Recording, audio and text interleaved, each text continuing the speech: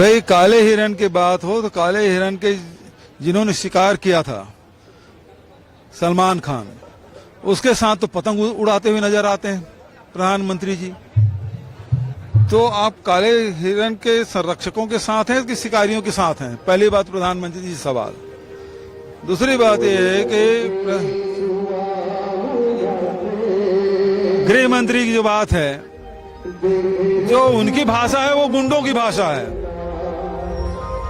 ना। आपकी जिम्मेदारी है सीमा में सुरक्षा करना, सीमा को सुरक्षित करने की जिम्मेदारी आपकी है और आप सुरक्षित नहीं रह पाए।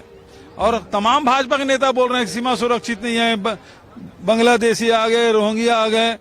तो ये तो गृह मंत्री जी आप ही का आलोचना कर रहे हैं, आपके ही कार्य क्षमता पे प्रश्नवाचक चिन्ह है।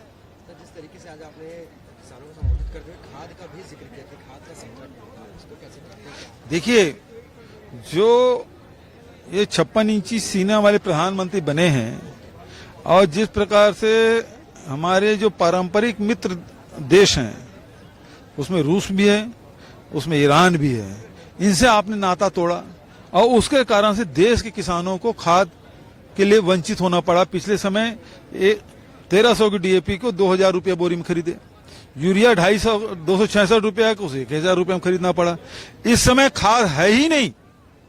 ये अप्रैल का महीना है, अप्रैल के महीने में सारे किसान ऋण ले लेते हैं, नगद भी उठाते हैं और सुपर फास्फेट, यूरिया, डीएपी ये भी उठाते हैं, लेकिन अभी तक के भंडारण तो हुआ है, वो भी आधा अधूरा है और कोई किसान एक बोरी, छत्तीसगढ़ में एक बोरी भी किसी किसान को मिला नहीं खाद।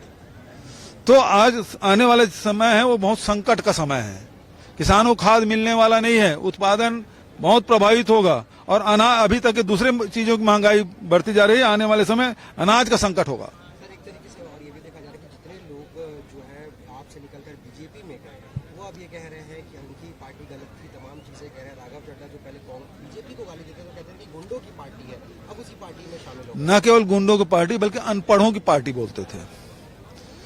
आज वहां चले गए तो बात वही है, कुछ तो मजबूरियां रही होगी, वरना कोई यूं ही बेवफा नहीं होता।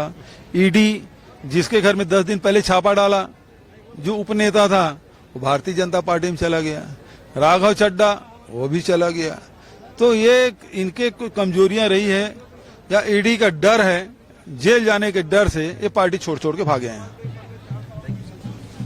चलो, आपके राज्य की खबरें, आपके शहर की खबरें सबसे पहले जानने के लिए देखते रहें अमर उजाला।